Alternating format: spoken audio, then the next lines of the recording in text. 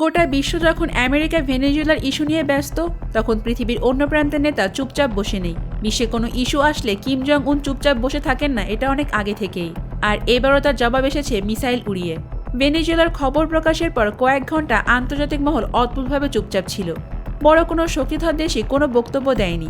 আর এই নীরবতার মধ্যে পৃথিবীর আর এক প্রান্তে বিশেষ বার্তা রেডি হচ্ছিল, এক ভিন্ন ধরনের প্রস্তুতি।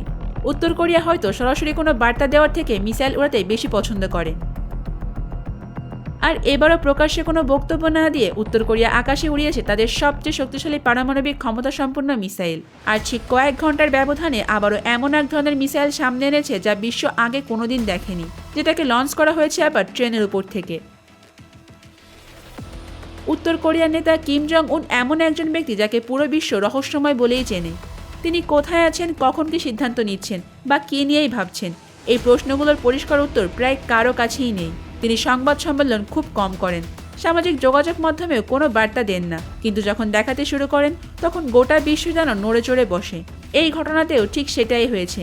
কোনো বক্তব্য নয়, কোনো ঘোষণা নয়, জবাবে তারা উড়িয়েছে তাদের সবচেয়ে শক্তিশালী পারমাণবিক ব্যালিস্টিক মিসাইল হোয়াংসাং-17।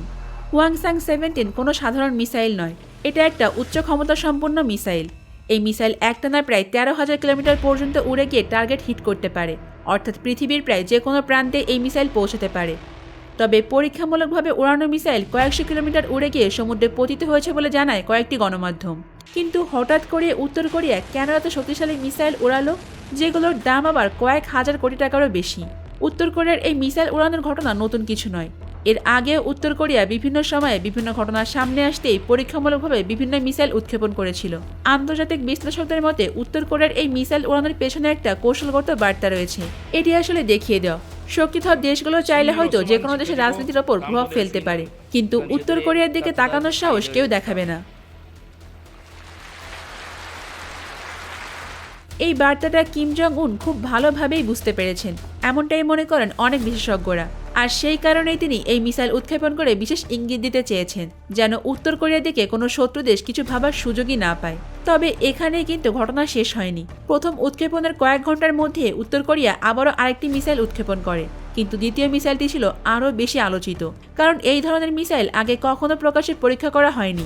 এমনটাই দাবি করেছে জাপান ও দক্ষিণ কোরিয়ার কয়েকটি গণমাধ্যম।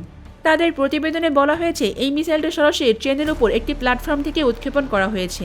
মিসাইলটি কয়েকশো কিলোমিটার সামনে গিয়ে সফলভাবে সমুদ্রে পতিত হয়েছে।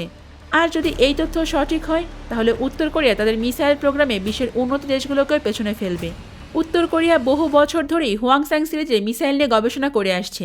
2017 সালে হোয়াংসাং-14 দিয়ে তারা প্রথম পুরো বিশ্বকে হতবাক করে দেয়। এরপর আসে হোয়াংসাং-15, যেটি আরও বেশি ক্ষমতা সম্পন্ন। তারপর হোয়াংসাং-17, যা আগে সবগুলোর চেয়ে বড়, ভারী এবং প্রযুক্তিগতভাবে আরও বেশি উন্নত। আর সর্বশেষ তারা সামনে এনেছিল হোয়াংসাং-20, যেটাকে তারা এখনও উৎক্ষেপণই করেনি। বিশ্লেষকরা বলছেন উত্তর কোরিয়ার মিসাইল পরীক্ষা নতুন কিছু নয়, তারা আগেও বহুবার এমন পরীক্ষা চালিয়েছে। কিন্তু পুরো বিশ্বের এমন পরিস্থিতির মধ্যে এই উৎক্ষেপণগুলো মোটেও কাকতালীয় নয়। এটি ছিল পুরোপুরি হিসেব করে দেওয়া একটা কড়া বার্তা। এই উৎক্ষেপণের পরে বিভিন্ন দেশ জরুরি বৈঠকে বসেছে বলে জানা যায়। তবে বাস্তবতা হলো এমন আলোচনা অতীতে বহুবারই হয়েছে, কোনো লাভ হয়নি। বরং প্রতিবারই উত্তর কোরিয়া তাদের প্রযুক্তিগত সক্ষমতাকে আরও বাড়িয়েছে। অনেকে মনে করেন কিম জং উন শান্তি চান। তিনি চান প্রতিটি দেশের সার্বভৌমত্ব বজায় থাকুক।